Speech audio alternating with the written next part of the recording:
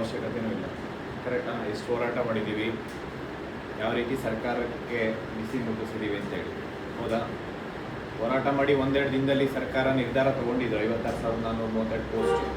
ಈಗ ಅವರು event of calendar ಬಿಟ್ಟು ನೋಟಿಫಿಕೇಶನ್ ಮಾಡಿದರೆ ಹೋರಾಟದ ಅವಶ್ಯಕತೆ ಇರಲಿಲ್ಲ. ಮತ್ತು ಎಲ್ಲ ನೋಟಿಫಿಕೇಷನ್ಸು KA ಕೊಡಬೇಕಂತ ಹೇಳಿ ನಾವು ಒಂದು ಪಣ ತಟ್ಟಿದ್ದೀವಿ. ಯಾಕೆಂತಂದರೆ ಒಂದೇ ಒಂದು ಸಿಂಗಲ್ ನೋಟಿಫಿಕೇಷನ್ನು KPSC ಕೊಡಬಾರ್ದು. ಪ್ರತಿಯೊಂದರಲ್ಲೂ ಕರಪ್ಷನ್ ಆಗುತ್ತೆ. ಪ್ರತಿ ಹಂತದಲ್ಲೂ ಒಂದು question paper leak, OMR scam, Bluetooth scam, ಇಲ್ಲ ಸೆಂಟರ್ಲಿ ಏನಾದರೂ ಒಂದು ಸ್ಕ್ಯಾಮ್ ಆಗಿರುತ್ತೆ, ಇಲ್ಲ ಟ್ರಾನ್ಸ್ಪೋರ್ಟೇಷನ್ ಮಾಡಬೇಕಾದ್ರೆ OMR ತೊಗೊಂಡ್ಬಿಡ್ತಾರೆ. KPSC ತೊಗೊಂಡೋಗಿ ಇದ್ದಾದ್ಮೇಲೆ OMR ಶೀಟ್ಸ್ ತೊಗೊಂಬಂದು ಆಚೆ ಫಿಲ್ ಮಾಡಿಸ್ತಾರೆ ಸೇಮ್ ಕ್ಯಾಂಡಿಡೇಟ್ ಹತ್ರ. KSA ನೋಡಿ ಒಂದೇ ರೂಮಲ್ಲಿ 15 ಜನ ಸೆಲೆಕ್ಟ್ ಆಗ್ತಾರೆ. ಅದು ಹೆಂಗೆ ಸಾಧ್ಯ ಇದೆ? ಮತ್ತು KS ಪ್ರಿಲಿಮ್ಸ್ಗೆ ಒಂದು ಸೀರಿಯಲ್ ನಂಬರ್ ಇರುತ್ತೆ, ಮೇನ್ಸ್ಗೆ ಒಂದು ಸೀರಿಯಲ್ ನಂಬರ್ ಇರುತ್ತೆ. ಮತ್ತು ಕೋರ್ಟಿಗೆ ಹೋದವ್ರಿಗೆ ಇಂಗ್ಲೀಷ್ ಮೀಡಿಯಮು ಕನ್ನಡ ಮೀಡಿಯಮ್ ಎಲ್ಲರೂ ಸೆಲೆಕ್ಟ್ ಮಾಡ್ಕೊತಾರೆ. ಕೋರ್ಟಲ್ಲಿ ಆದೇಶ ತೊಗೊಂಡು ಬರೆದಿರೋಂಥವ್ರು. ಅಂದರೆ ಕೋರ್ಟ್ ಆದೇಶ ನೀಡಿದೆ, ಬಟ್ ಆದರೆ ಇಲ್ಲಿ ಇನ್ನೂ 70,000 ಜನ ಕನ್ನಡ ಮೀಡಿಯಮ್ ಅನ್ಯಾಯ ಆಗಿದೆ. ಮತ್ತು PDOದಲ್ಲಿ ಎಷ್ಟು ಸಿನ್ನೂರಲ್ಲಿ ಎಷ್ಟೋ ಜನ ಎಕ್ಸಾಮ್ ಬರ್ದಿದ್ರಾ?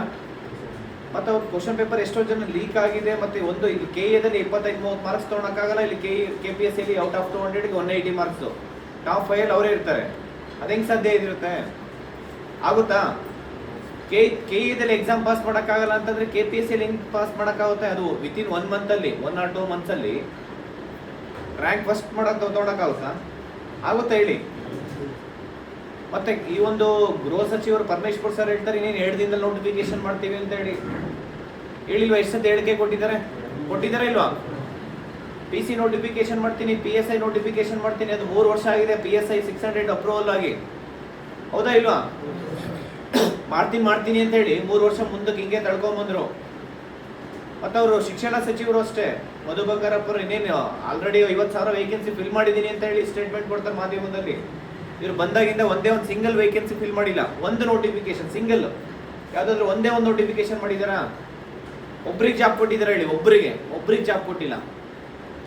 3 ವರ್ಷ ಆಯ್ತು ಈ ಸರ್ಕಾರ ಬಂದು 5,000 ವೇಕೆನ್ಸಿ ಫಿಲ್ ಮಾಡಿಲ್ಲ. ಮಾಡಿದಾರೆ 5,000 ವೇಕೆನ್ಸಿ ಬಂದು ಒಂದೇ ವರ್ಷದಲ್ಲಿ 1 ಲಕ್ಷ ವೇಕೆನ್ಸಿ ಫಿಲ್ ಮಾಡ್ತೀನಿ ಅಂತ ಹೇಳಿದ್ರು. 3 ವರ್ಷ ಆಯ್ತು. 43 ಇಲಾಖೆಯಿಂದ 2,84,000 ವೇಕೆನ್ಸಿ ಇದೆ. ಎವ್ರಿ ಇಯರ್ 50,000 ವೇಕೆನ್ಸಿ ಆ್ಯಡ್ ಆಗ್ತಾ ಹೋಗ್ತಾ ಇದೆ ಹೊರತು ಯಾವುದು ನೋಟಿಫಿಕೇಶನ್ಸ್ ಮಾಡ್ತಾ ಇಲ್ಲ ಇವರು. ರಾಜಕೀಯ ಇಚ್ಛಾಶಕ್ತಿ ಇರಬೇಕು ಇವರಿಗೆ. ಇಷ್ಟು ದೊಡ್ಡ ಮಟ್ಟಕ್ಕೆ ಪ್ರತಿಭಟನೆ ಮಾಡಿದ್ರು ಕೂಡ ಇವರು ಮುಂದಕ್ಕೆ ಹಾಕೊಂತ ಹೋಗ್ತಾ ಇದ್ದಾರೆ. ಇವ್ರಿಗೆ ಬರೀ ನೆಪ ಅಷ್ಟೇ. ಇವರಿಗೆ ಒಳ ಮೀಸಲಾತಿ ಇವೆಲ್ಲ ನೆಪ ಇವರಿಗೆ. ಅದೆಲ್ಲ ಒಂದೇ ಒಂದು ದಿನ ಸಾಕು ಇವರಿಗೆ ಆ ಸಮಸ್ಯೆ ಬಗೆಹರಿಸೋದಕ್ಕೆ, ಹೌದಾ ಇಲ್ವಾ? ಯಾವುದೇ ಒಂದು ಬಿಲ್ ಪಾಸ್ ಮಾಡಿ ಆಕ್ಟ್ ಮಾಡೋ ಅಂತ ಒಂದು ಪವರ್ ಲೆಜಿಸ್ಲೇಟಿವ್ ಕೊಟ್ಟಿದ್ದೀವಿ ನಾವು, ಜುಡಿಷರಿ ಕೊಟ್ಟಿಲ್ಲ ನಾವು. ಇವ್ರು ಮಾಡೋ ಮಿಸ್ಟೇಕ್ಸ್ನ ಸುಮ್ಮನೆ ಕೋರ್ಟ್ ಮೇಲೆ ಹಾಕ್ತಾರಷ್ಟೇ. ಇವ್ರು ಬೇಕು ಅಂತ ಟ್ರ್ಯಾಕ್ ಮಾಡ್ತಾ ಇರೋದ್ರು. ಮಾಡ್ಬೇಕನ್ನೋ ಒಂದು ಇಚ್ಛಾಶಕ್ತಿ ಇದ್ರೆ ಯಾವಾಗ ಒಂದೇ ದಿನ ಸಾಕೋದಕ್ಕೆ. ಏನೇ ಸಮಸ್ಯೆ ಇದ್ರು, ಕಾನೂನು ರೀತಿಯಲ್ಲಿ ಏನೇ ಸಮಸ್ಯೆ ಇದ್ರು ಅದ್ರ ಒಳಗೊಂಡಂತೆ ನೇಮಕಾತಿ ಪ್ರಕ್ರಿಯೆ ಪ್ರಾರಂಭ ಮಾಡ್ತೀನಿ ಅಂತ ಹೇಳಿ ಮಾಡ್ಬೋದಾಯ್ತು. 2 ವರ್ಷದಿಂದ ಯಾವ ನೇಮಕಾತಿ ತಡೆ ಹಿಡಿಯಂತ ಅವಶ್ಯಕತೆನೇ ಇರಲಿಲ್ಲ. ಇದೆಯಾ? ನೀವು ಯಾರಾದ್ರೂ ಕೇಳಿದ್ರಾ? ನೀವು ನೇಮಕಾತಿ ತಡೆ ಹಿಡೀರಿ ಅಂತ ಹೇಳಿದ್ರಾ? ಯಾರು ಕೇಳಿಲ್ಲ. ಅವ್ರು ಇಷ್ಟ ಬಂದಂಗೆ ಮಾಡ್ಕೊಂತಿದ್ದಾರೆ. ಇದನ್ನ ನಾವೆಲ್ಲರೂ ಒಗ್ಗಟ್ಟಾಗಿ ಪ್ರಶ್ನೆ ಮಾಡಿಲ್ಲ ಅಂತಂದ್ರೆ ಅದು ಯಾವ ರೀತಿ ಅಂದ್ರೆ ಕಾನೂನು ರೀತಿಯಲ್ಲಿ ನಾವು ಪ್ರತಿಭಟನೆ ಪರ್ಮಿಷನ್ ತಗೊಂಡಿದ್ದೀವಿ. ಎಲ್ಲರೂ ಒಗ್ಗೂಡಿಸಿ ದೊಡ್ಡ ಮಟ್ಟಕ್ಕೆ ಸ್ಟ್ರೈಕ್ ಆಗ್ಬೇಕಷ್ಟೇ. ಅವರಿಗೆ ನಾವು ಪ್ರಶ್ನೆ ಮಾಡಬೇಕು. ಇಷ್ಟು ಜನ ಇದ್ದಾರೆ ಸ್ಟೂಡೆಂಟ್ಸು, ಇಷ್ಟು ಅನ್ಯಾಯ ಆಗ್ತಾ ಇದೆ ಅಂತೇಳಿ ಪ್ರಶ್ನೆ ಮಾಡಿಲ್ಲ ಅಂತಂದರೆ ಅವ್ರು ಇನ್ನೂ 1 ವರ್ಷ ಅಲ್ಲ 2 ವರ್ಷ ಆದರೂ ಅವ್ರು ಯಾವುದು ರಿಕ್ರೂಟ್ಮೆಂಟ್ ಸ್ಟಾರ್ಟ್ ಮಾಡಲ್ಲ. ಸೆಷನ್ ಇದೆ 27ನೇ ತಾರೀಕು, ಕ್ಯಾಬಿನೆಟ್ ಮಾಡ್ತೀನಿ ಅಂತ ಹೇಳಿದರೆ ಕ್ಯಾಬಿನೆಟ್ ಇದೆ 27ನೇ ತಾರೀಕು. ನಾವು ಹೋರಾಟ ಮಾಡ್ತಾ ಇರೋಂಥದ್ದು ರೀಸನ್ ಏನಂದರೆ ಕ್ಯಾಬಿನೆಟಲ್ಲಿ ಅವರು ಒಂದು ಈವೆಂಟ್ ಆಫ್ ಕ್ಯಾಲೆಂಡರ್ ಬಿಡಬೇಕು. ಮತ್ತು KPSC ಪ್ರತಿಯೊಂದು ಎಕ್ಸಾಮ್ಸು ಸ್ಕ್ಯಾಮ್ ಆಗ್ತಾ ಇದೆ ಎಲ್ಲ ಹಂತದಲ್ಲೂ. ಮತ್ತು ಎಲ್ಲ ಪರೀಕ್ಷೆ KPSCಗೆ ಯಾವ ಎಕ್ಸಾಮ್ಸು ಕೊಡಬಾರ್ದು, ಯಾವ ನೋಟಿಫಿಕೇಶನ್ ಕೊಡಬಾರ್ದು. ಈಗ ಲಾಸ್ಟ್ 5 ಇಯರ್ಸಲ್ಲಿ ಏನು ರಿಕ್ರೂಟ್ಮೆಂಟ್ ಆಗಿದೆ ಅಷ್ಟೂ CBI ತನಿಖೆ ಆಗಬೇಕು. ಆಗಬೇಕಾ ಬೇಡವಾ? ಇವರು ಕಳ್ಳರು ಇವರೇ ಒಂದು ಕಮಿಟಿ ಮಾಡ್ಕೊತಾರಂತೆ, ಇವರೇ ಇನ್ವೆಸ್ಟಿಗೇಷನ್ ಮಾಡಿ ಇವರೇ ಒಂದು ರಿಪೋರ್ಟ್ ಕೊಡ್ತಾರಂತೆ. ಕಳ್ಳತನ ಮಾಡಿರೋರು ಅವರೇ, ಮತ್ತೆ ಅವರೇ ವರದಿ ಕೊಟ್ಟರೆ ಮತ್ತೆ ಅವ್ರ ಪರವಾಗಿ ಅವರು ಒಳ್ಳೆ ನಾನು ಕಳ್ಳತನ ಮಾಡಿದ್ದೀನಿ ಅಂತ ಕೊಡ್ತಾರ? ಅವರು ಕೊಡ್ತಾರ ಹೇಳಿ? ಇಷ್ಟು ಮಟ್ಟ ಇದನ್ನ ಅಕ್ಸೆಪ್ಟ್ ಮಾಡಕ್ತಾನೆ ಆಗುತ್ತಾ ಇದು? ಮತ್ತು ಸೆಷನಲ್ಲಿ ಸುಮ್ಮನೆ ಅಲ್ಲಿ ಮಿನಿಸ್ಟರ್ಸ್ ಇರ್ಬೋದು, MLAಗಳು ಸುಮ್ಮನೆ ಮಾತಾಡ್ತಾರಷ್ಟೇ. ಮತ್ತು ಅವರೇ ಇನ್ವಾಲ್ವ್ಮೆಂಟ್ ಇರ್ತಾರೆ ಅದರಲ್ಲಿ, ಇರ್ತಾರ ಇರಲ್ವಾ? ನಮಗೆ ಒಂದು ಹೈಕೋರ್ಟ್ ಜಡ್ಜ್ ಮುಖಾಂತರ ನ್ಯಾಯಾಧೀಶರ ಮುಖಾಂತರ ಒಂದು ಕಮಿಟಿ ರಚನೆ ಮಾಡಿ ಪ್ರಾಮಾಣಿಕವಾಗಿ ಅದರಲ್ಲಿ ಯಾರು ಕರಪ್ಟ್ ಮಾಡಿದ್ದಾರೆ ಅವ್ರಿಗೆ ಶಿಕ್ಷೆ ಆಗಬೇಕು. ಎಷ್ಟೊಂದು ಡಾಕ್ಯುಮೆಂಟ್ಸ್ ಇದೆ, ಎವಿಡೆನ್ಸ್ ಇದೆ, ಅದನ್ನ ಕ್ರಾಸ್ ಚೆಕ್ ಮಾಡಿ.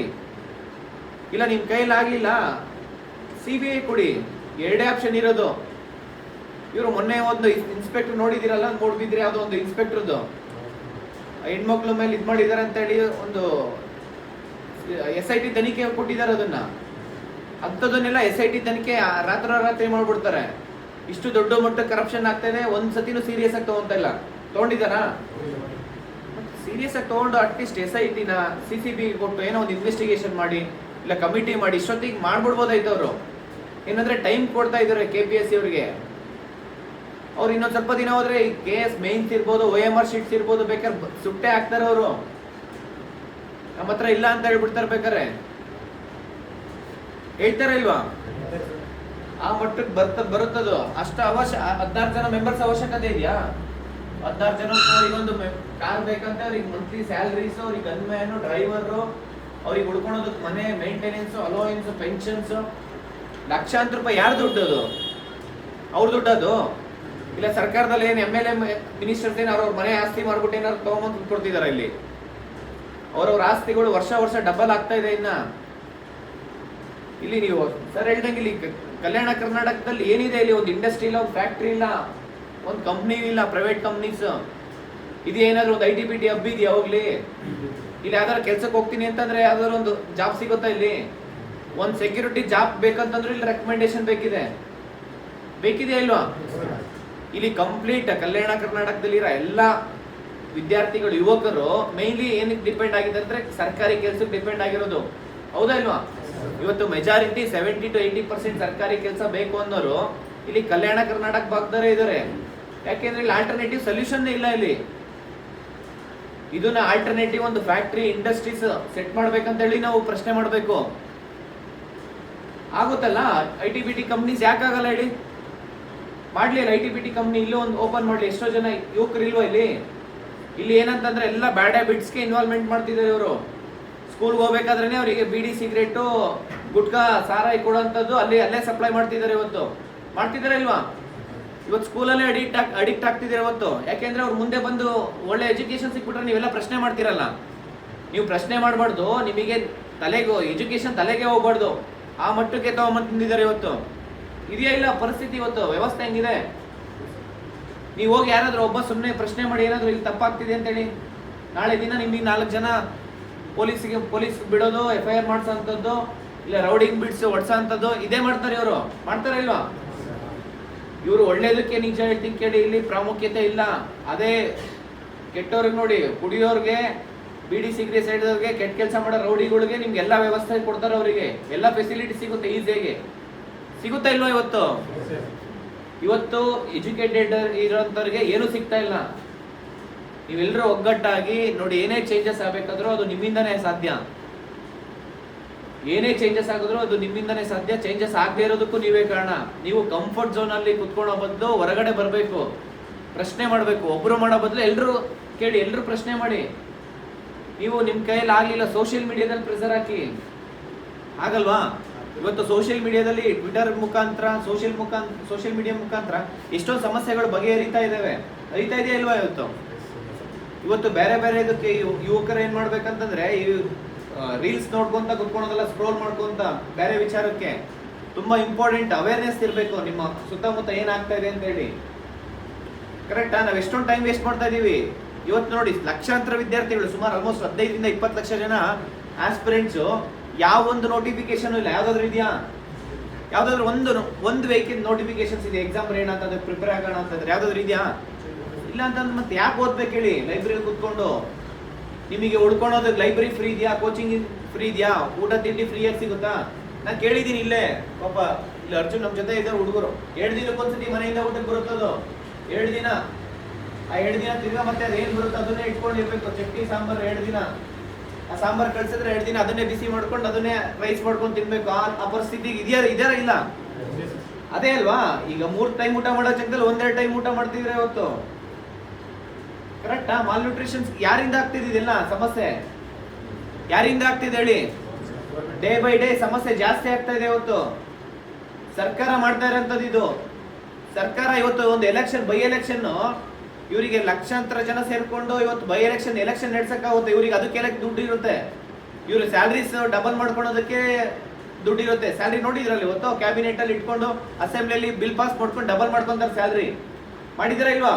ಅವ್ರ ಮೇಂಟೆನೆನ್ಸ್ ಇರ್ಬೋದು, ವಿಧಾನಸೌಧದಲ್ಲಿ ಕುತ್ಕೊಳ್ಳೋ ಕುರ್ಚಿಗಳಿಗೆ ಕೋಟ್ಯಾಂತರ ರೂಪಾಯಿ ಇನ್ವೆಸ್ಟ್ ಮಾಡ್ತಾರೆ. ಇವತ್ತು ಒಂದು ಲೈಬ್ರರಿ ಪ್ರಾಪರ್ ಒಂದು ಡಿಜಿಟಲ್ ಲೈಬ್ರರೀಸ್ ಇಲ್ಲ, ಒಂದು ಒಳ್ಳೆ ಸ್ಕೂಲ್ ಇಲ್ಲ, ಕುಡಿಯೋದು ನೀರು ಫೆಸಿಲಿಟೀಸ್ ಇಲ್ಲ, ಅಲ್ಲಿ ವೈಫೈ ಕನೆಕ್ಷನ್ ಇಲ್ಲ, ಕುತ್ಕೊಳ್ಳೋಕೆ ಚೇರ್ ಇಲ್ಲ, ಓದೋದಕ್ಕೆ ನ್ಯೂಸ್ ಪೇಪರ್ ಇಲ್ಲ. ಇವತ್ತು ಒಂದು ಲೈಬ್ರರಿ ಅಂತಂದ್ರೆ ಗೌರ್ಮೆಂಟ್ ಲೈಬ್ರರಿ ಒಂದು 20-30 ನ್ಯೂಸ್ ಪೇಪರ್ ಹಾಕ್ಬೇಕು, ಮ್ಯಾಗಝೀನ್ ಹಾಕ್ಬೇಕು. ಯಾಕೆಂದ್ರೆ ಹಾಕಲ್ಲ, ಒಂದೆರಡು ಇದ್ರು ಜಾಸ್ತಿನೇ. ಯಾಕೆಂದ್ರೆ ಅದರಿಂದ ನಿಮಗೆ ನಾಲೆಡ್ಜ್ ಸಿಕ್ಬಿಟ್ಟಿರ್ತೀರಿ, ನಾಳೆ ದಿನ ಪ್ರಶ್ನೆ ಮಾಡ್ತೀರಲ್ವಾ. ವ್ಯವಸ್ಥೆ ಹಿಂಗಿದೆ, ದಯವಿಟ್ಟು ಎಲ್ಲರೂ ಅರ್ಥ ಮಾಡ್ಕೊಳ್ಳಿ. ಪ್ರತಿ ಒಂದಕ್ಕೂ ಸೊಲ್ಯೂಷನ್ ಇದೆ. ಎಲ್ಲರೂ ಕುತ್ಕೊಂಡು ಹೋರಾಟ ಮಾಡಿದ್ರೆ, ಎಲ್ಲರೂ ಒಗ್ಗಟ್ಟಾಗಿ ಪ್ರಶ್ನೆ ಮಾಡಿದ್ರೆ ಎಲ್ಲ ಚೇಂಜಸ್ ಆಗುತ್ತೆ. ಚೇಂಜಸ್ ಆಗದೆ ಇರೋದು ಕಾರಣನೂ ನೀವೇ, ಚೇಂಜಸ್ ಆಗದೆ ಇರೋದು ಕಾರಣನೂ ನೀವೇ. ಪ್ರತಿಯೊಬ್ಬರು ಒಗ್ಗಟ್ಟಾಗಿ, ಬರೀ ಬರ್ತೀನಿ ಸುಮ್ಮನೆ ಓದ್ಕೊಂಡು ಹೋಗ್ತೀನಿ ಅಂತಂದ್ರೆ ಏನು ಸಿಗಲ್ಲ ಇಲ್ಲಿ. ಬರೀ ಸ್ಕ್ಯಾಮು, ಪ್ರತಿ ಒಂದರಲ್ಲೂ ಸ್ಕ್ಯಾಮ್. ಯಾರು ದುಡ್ಡು ಇರ್ತಾರೆ ಅದು ರಾತ್ರಿ ಅವರು OMR ಶೀಟ್ಸ್ ತೊಗೊಂಬರ್ತಾರೆ, ಫಿಲ್ ಮಾಡ್ತಾರೆ, ತೊಗೊಂಡೋಗಿ ಕೊಡ್ತಾರೆ. ಅವ್ನಿಗೆ ಏನೂ ಗೊತ್ತಿರಲ್ಲ. ನಾಳೆ ದಿನ ನೀವು ಸಫರ್ ಆಗ್ತೀರಾ, ನಿಮ್ಮ ಪೇರೆಂಟ್ಸು ಸಫರ್ ಆಗ್ತಾರೆ, ನಮ್ಮ ಸಮಾಜನೂ ಸಫರ್ ಆಗುತ್ತೆ. ಆಗುತ್ತಾ ಇಲ್ವಾ? ಯಾವುದೇ ಒಂದು ಗೌರ್ಮೆಂಟ್ ಕಚೇರಿಗೆ ಹೋಗಿ ಒಂದು ದುಡ್ಡು ಬಂದಿರೋ ಅಧಿಕಾರಿಗಳ ಹತ್ರ ಹೋಗಿ ಮಾತಾಡಿಸಿ, ಮತ್ತು ದುಡ್ಡು ಪ್ರಾಮಾಣಿಕವಾಗಿ ಬಂದು ಸೆಲೆಕ್ಟ್ ಆಗಿರೋಂಥ ಒಂದು ಅಭ್ಯರ್ಥಿನ ಹೋಗಿ ಮಾತಾಡಿಸಿ, ಎಷ್ಟು ಡಿಫ್ರೆನ್ಸ್ ಇರುತ್ತೆ ಗೊತ್ತಾ? ನಿಮ್ಮನ್ನ ಕುಂಡಿಸಿ ಒಂದು ಪ್ರಾಮಾಣಿಕ ಅಭ್ಯರ್ಥಿ ಆಗಿದ್ರೆ, ಅವ್ನು ಸೆಲೆಕ್ಟ್ ಆಗಿದ್ರೆ ಪ್ರಾಮಾಣಿಕವಾಗಿ ಕುಂಡಿಸಿ ನಿಮಗೆ ಟೀ ಕಾಫಿ ಕುಡಿಸಿ ನಿಮ್ಮ ಸಮಸ್ಯೆ ಬಗೆಹರಿಸ್ತಾನೆ. ಇಲ್ಲ ಅಂತಂದ್ರೆ ಅವ್ನು ದುಡ್ಡು ಕೊಟ್ಬಿಟ್ಟು ಬಂದಿದ್ದ ಅಂದ್ರೆ ನೀವು ಎಷ್ಟು ದುಡ್ಡು ಕೊಡ್ತೀರಾ ಅಂತ ಎಕ್ಸ್ಪೆಕ್ಟ್ ಮಾಡ್ತಾ ಇರ್ತಾನೆ ಅವನು. ಹೌದಾ ಇಲ್ವಾ? ಯಾವುದು ಒಂದಿನಲ್ಲಿ ಸಮಸ್ಯೆ ಬಗೆಹರಲ್ಲ ನಿಮ್ದು. ಒಂದು ತಿಂಗಳು ಆಗ್ಬೋದು, 1 ವರ್ಷ ಆಗ್ಬೋದು. ಅವನಿಗೆ ಇಂಟ್ರೆಸ್ಟೇ ಇರಲ್ಲ, ಅವನಿಗೆ ಕೆಲಸ ಮಾಡೋ ಇಂಟ್ರೆಸ್ಟ್ ಎಲ್ಲಿರುತ್ತೆ? ಮತ್ತು ನಿಮಗೂ ಅಷ್ಟೇ, ಸರ್ಕಾರ ಎವ್ರಿ ಇಯರ್ ಒಂದು ಇವೆಂಟ್ ಆಫ್ ಕ್ಯಾಲೆಂಡರ್ ಮೇಂಟೈನ್ ಮಾಡಬೇಕು. ಎಷ್ಟು ವೇಕೆನ್ಸಿ ಇದೆ, ಎವ್ರಿ ಇಯರ್ ವೇಕೆನ್ಸಿ ಕ್ರಿಯೇಟ್ ಆಗುತ್ತಲ್ಲ, ಆಗುತ್ತಾ ಇಲ್ವಾ? ರಿಟೈರ್ಮೆಂಟ್ ಆಗುತ್ತೆ, ಡೆತ್ ಆಗುತ್ತೆ, ಎಷ್ಟೋ ಜನ ವಾಲಂಟರಿ ರಿಸೈನ್ ಮಾಡ್ತಾರೆ, ಅಂಥದ್ದೆಲ್ಲ ವೇಕೆಂಟ್ ಪೋಸ್ಟ್ ಕ್ರಿಯೇಟ್ ಆಗುತ್ತೆ ಎವ್ರಿ ಇಯರ್. ಪ್ರತಿಯೊಂದು ಇಲಾಖೆಯಿಂದ ನೋಟಿಫಿಕೇಶನ್ಸ್ ಆಗಬೇಕು. ಇಲ್ಲ ಅಂತಂದ್ರೆ ನಿಮಗೆ 25 ವರ್ಷ ಒಳಗಡೆ ಒಂದು ಜಾಬ್ ಸಿಗೋಂಥದ್ದು ಇಲ್ಲಿ 35-40 ವರ್ಷ ಆದ್ರೆ ನಿಮಗೆ ಒಂದು ಕೆಲಸ ಮಾಡೋಂಥ ಒಂದು ಇಚ್ಛಾಶಕ್ತಿನೇ ಕಳ್ಕೊಂಡಿರ್ತೀರಾ. ಆ ಒಂದು ಎನರ್ಜಿ ಇರುತ್ತಾ ಹೇಳಿ? ಸುಮ್ಮನೆ ಕೆಲಸ ಬಿಟ್ಟು ಮನೆಗೆ ಹೋದ್ರೆ ಸಾಕಪ್ಪ ಅನಿಸ್ತಾ ಇರುತ್ತೆ. ಒಂದು 25 ವರ್ಷದಲ್ಲಿ ಇರೋ ಎನರ್ಜಿಗೂ ಒಂದು 35-40 ಇಯರ್ ಇರ್ಬೇಕಂತ ಒಂದು ಎನರ್ಜಿನೂ ಡಿಫ್ರೆನ್ಸ್ ಇಲ್ವಾ? ಇದೆಯಾ ಇಲ್ವಾ? ಈಗಿರೋ ಒಂದು ಎನರ್ಜಿ, ಈಗಿರೋ ಒಂದು ಮೆಂಟಲ್ ಕೆಪಾಸಿಟಿ ಒಂದು 10 ವರ್ಷ ಆದ್ಮೇಲೆ ನೀವು ಕಳ್ಕೊಂತೀರಾ ಇಲ್ವಾ? ಹಂಗಾಗಿ ಎಲ್ಲರೂ ಒಗ್ಗಟ್ಟಾಗಿ ಹೋರಾಟನ ನೀವೇನಿದ್ದೀರಾ, ಒಬ್ಬೊಬ್ರು ಅಟ್ಲೀಸ್ಟ್ 10 ಜನ ಅಲ್ಲ 100 ಜನ ಕೇಳ್ಬೋದು. ನೀವು ಒಬ್ಬರು ಮನ್ಸು ಮಾಡಿದ್ರೆ ಏನ್ ಬೇಕಾದ್ರೂ ಮಾಡ್ಬೋದು. ಒಬ್ಬರು ಸಾಕು ನೋಡಿ. ಒಂದು ಫಾರೆಸ್ಟ್ ಬರ್ನ್ ಮಾಡ್ಬೇಕಂತಂದ್ರೆ ಬೆಟ್ಟದಷ್ಟು ಕಿಡಿ ಬೇಕಿಲ್ಲ, ಒಂದು ಸ್ಮಾಲ್ ಕಿಡಿ ಸಾಕು, ಇಡೀ ಫಾರೆಸ್ಟೇ ಬರ್ನ್ ಆಗ್ಬಿಡುತ್ತೆ. ಹಂಗೆ ಪ್ರತಿ ಒಬ್ಬರನ್ನ ಹೇಳ್ತೀನಿ ಕೇಳಿ, ಇಲ್ಲಿರೋಷ್ಟೇ ಸಾಕು. ಪ್ರತಿ ಒಬ್ರು ನೀವು ಮನ್ಸಿಗೆ ಮೈಂಡ್ ಫಿಕ್ಸ್ ಆದ್ರೆ ಒಬ್ಬೊಬ್ರು 100 ಜನ ಕರ್ಕೊಂಡ್ ಬರ್ಬೋದು. 100 ಜನ ಆಗಲ್ವಾ? 100 ಜನ ಫ್ರೆಂಡ್ಸ್ ಇಲ್ವಾ? ಈಗ ಒಂದ್ ಕಡೆ ಫ್ರೀಯಾಗಿ ಊಟ ಸಿಗ್ತಾ ಇದೆ, ಇಲ್ಲ ಏನೋ ಒಂದು ಫಂಕ್ಷನ್ ಇದೆ, ಏನೋ ಒಂದು ನಿಮಗೆ ಒಳ್ಳೇದಂತಂದ್ರೆ ಕಾರ್ಯಕ್ರಮಕ್ಕೆ ನೀವು 100 ಜನ ಅಲ್ಲ 1000 ಜನ ಹೋಗ್ತೀರಾ ಇಲ್ವಾ? ಹೋಗ್ತೀರಾ? ಇದು ನಿಮ್ ಫ್ಯೂಚರ್, ನಿಮ್ಗೋಸ್ಕರ, ನಿಮ್ ಭವಿಷ್ಯಕ್ಕೋಸ್ಕರ ನೀವು ಮಾಡ್ತಾ ಇರೋಂಥ ಒಂದು ಹೋರಾಟ. ಇದು ದಿನ ಬಂದು ಹೋರಾಟ ಮಾಡಕ್ಕಾಗುತ್ತಾ ಹೇಳಿ? ಆಗುತ್ತಾ? ಈಗ ತೇಲಿ ಸರ್ ಬಿಜಾಪುರದಿಂದ ಇಲ್ಲಿ ಬಂದಿದ್ದಾರೆ ಅಂತಂದ್ರೆ ಅವ್ರ ಕೋಚಿಂಗ್ ಇನ್ಸ್ಟಿಟ್ಯೂಟ್ ಅವ್ರಿಗೋಸ್ಕರ ಬಂದಿಲ್ಲ. ಇಲ್ಲಿ ಅವ್ರಿಗೆ ಜಾಬ್ ಬೇಕಿದ್ಯಾ? ಬೇಕಿಲ್ಲ. ಇಲ್ಲಿ ಒಂದು ಪೊಲೀಸ್ ಪರ್ಮಿಷನ್ ತಗೋಬೇಕಂದ್ರೆ ಎಷ್ಟೆಲ್ಲ ತೊಂದರೆ ಆಗ್ತಿದೆ ಅಂತ ನೋಡಿದ್ರಿಲ್ಲ? ಸರ್ಕಾರ ಎಷ್ಟು ಹತ್ತಿಟ್ಟಿದೆ ಅಂತ ಪೊಲೀಸ್ ಕಡೆಯಿಂದ. ಹೌದಾ ಇಲ್ವಾ? ಪೊಲೀಸ್ ಪರ್ಮಿಷನ್ಸ್ ಕೊಟ್ಟಿಲ್ಲ. ನಾವು ಕೋರ್ಟ್ ಮುಖಾಂತರ ಹೋಗಿ ಪೊಲೀಸ್ ಪರ್ಮಿಷನ್ ತಗೊಂಡಿದ್ವಿ. ಗೊತ್ತಿದೆಯಲ್ಲ ನಿಮ್ಗೆಲ್ಲ? ಕೋರ್ಟ್ ಆದೇಶ ಮಾಡಿದೆ ಪರ್ಮಿಷನ್ಸ್ ಕೊಡಿ ಅಂತ ಅವರಿಗೆ. ಇಲ್ಲಿ ಎಂತವ್ರಿಗೆ ಪರ್ಮಿಷನ್ಸ್ ಕೊಡ್ತಾರೆ ಗೊತ್ತಾ? ರಾಜಕೀಯ ವ್ಯಕ್ತಿಗಳಿಗೆ. ನಾಳೆ ಹೋರಾಟ ಅಂತಂದ್ರೆ ಇವತ್ತು ಇಮಿಡಿಯೇಟ್ ರ್ಯಾಲಿ ಎಷ್ಟು ಜನ ಬೇಕಾದ್ರೂ ಸೇರ್ಬೋದು. ನೋಡಿದ್ರಲ್ವಾ? ಅದೇ ವಿದ್ಯಾರ್ಥಿಗಳಂತಂದ್ರೆ ತುಂಬಾ ಕಡೆಗಣಿಸ್ತಾರೆ. ಅವ್ರನ್ನೆಲ್ಲ ನಾವು ನೋಡ್ತೀನಿ ಕೇಳಿ. ಒಂದು ಹೋರಾಟಕ್ಕೆ ಎಲ್ಲ ಯುವಕರು, ವಿದ್ಯಾರ್ಥಿಗಳು, ನಿಮ್ಮ ಸ್ನೇಹಿತರು, ಅಣ್ಣ ತಮ್ಮದಿರ್ಬೋದು, ನಿಮ್ಮ ಫ್ರೆಂಡ್ಸ್, ಎಲ್ರಿಗೂ ಹೇಳಿ. ಪ್ರತಿ ಒಬ್ಬರಿಗೂ ನೀವು ಒಬ್ಬೊಬ್ರು ಕಡಿಮೆ ಅಂತಂದ್ರೆ ಎಷ್ಟು ಜನ ಕರ್ಕೊಂಡ್ಬರ್ತೀರಾ? ಎಷ್ಟು ಜನ ಬರ್ತೀರಾ? ನೀವು ಒಬ್ಬರೇ ಬರ್ತೀರಾ? ಇಲ್ಲ ನನ್ಗೆ ಯಾಕೆ ನೋಡಪ್ಪ ಆ ಕಡೆ ಬಿಸಿಲಿದೆ, ಆರಾಮ್ ಲೈಬ್ರರಿ ಕುತ್ಕೊಳ್ಳೋಣ ಅಂತ ಹೇಳ್ತೀರಾ? ಹೆಂಗೆ ನೋಡಿ, ನಿಮ್ಮ ಭವಿಷ್ಯಕ್ಕೋಸ್ಕರ. ಯಾಕೆಂದ್ರೆ ಈ ಹೋರಾಟ ಮಾಡಿಲ್ಲ ಸರ್ಕಾರ ಅಷ್ಟು ಈಸಿಯಾಗಿ ತಗೊಳಲ್ಲ. ಇಲ್ಲ ನಮಗೆ ಇನ್ನೂ ಒಂದು 6 ತಿಂಗಳು 1 ವರ್ಷ ಆದ್ಮೇಲೆ ನೋಟಿಫಿಕೇಶನ್ ಮಾಡಲಿ, ಇಲ್ಲ ಮಾಡಲಿಲ್ಲ ಅಂದ್ರೆ ಪರವಾಗಿಲ್ಲ, ಲೈಬ್ರರಿಯಲ್ಲಿ ಕುತ್ಕೊಂಡು ಓದ್ಕೊಂಡು ಹೋಗ್ತೀನಿ, ಆರಾಮಾಗಿ ಇರ್ತೀನಿ ಅಂತಂದ್ರೆ ಏನು ಚೇಂಜಸ್ ಆಗಲ್ಲ. ಎಲ್ಲರೂ ಒಗ್ಗಟ್ಟಾಗಿ ನಾನು ಹೇಳ್ತೀನಿ ಕೇಳಿ, ಪ್ರತಿಯೊಂದು ಕಡೆ ನಾವು ಧಾರವಾಡದಲ್ಲಿ ಇರ್ಬೋದು, ಬಿಜಾಪುರ, ಬೆಂಗಳೂರು, ಎಲ್ಲ ಕಡೆನೂ ಸ್ಟೂಡೆಂಟ್ಸ್ ಅಷ್ಟೇ, ಬೇರೆ ಯಾರು ಬರ್ದು ನಿಮ್ಮ ಪರವಾಗಿ ನಿಮ್ಮ ಪೇರೆಂಟ್ಸ್ ಬರೋಕ್ಕಾಗುತ್ತಾ ಹೋರಾಟಕ್ಕೆ ಹೇಳಿ? ಇಲ್ಲ ನಿಮ್ಮ ಪರವಾಗಿ ಯಾರಾದ್ರೂ ಹೆಣ್ಮಕ್ಳು ಕಾರ್ಯಕರ್ತರನ್ನ, ಇಲ್ಲ ಅಂಗನವಾಡಿ ಕಾರ್ಯಕರ್ತರನ್ನ, ಇಲ್ಲ ಯಾರ ಟೀಚರ್ಸ್ನ ಕರ್ಕೊಂಬಂದು ಹೋರಾಟ ಮಾಡೋಕ್ಕಾಗುತ್ತಾ? ಆಗುತ್ತಾ ಹೇಳಿ? ಇಲ್ಲ ರೈತರನ್ನ ಕರ್ಕೊಂಬಂದು ಹೋರಾಟ ಮಾಡೋಕ್ಕಾಗುತ್ತಾ? ನೀವು ಫಸ್ಟ್ ಮುಂದೆ ಇರಬೇಕು, ಆಮೇಲೆ ಆಟೋಮೆಟಿಕ್ ಸರ್ಕಾರನೇ ಬರುತ್ತೆ ಇಲ್ಲಿಗೆ. ಕರೆಕ್ಟಾ? ಸರ್ಕಾರ ಡಿಸಿಷನ್ ತಗೊಬೇಕಂತಂದ್ರೆ ನಾವೆಲ್ಲರೂ ಒಗ್ಗಟ್ಟಾಗಿ ಪ್ರಶ್ನೆ ಮಾಡಬೇಕು, ಅವಾಗ ಅಷ್ಟೇ ಚೇಂಜಸ್ ಆಗುತ್ತೆ, ಇಲ್ಲಾಂದ್ರೆ ಆಗಲ್ಲ. ಬರ್ತೀರಲ್ವಾ? Okay, thank you so much.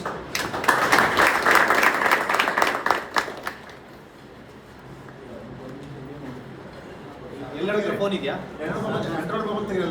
ನಾನು ಜಸ್ಟ್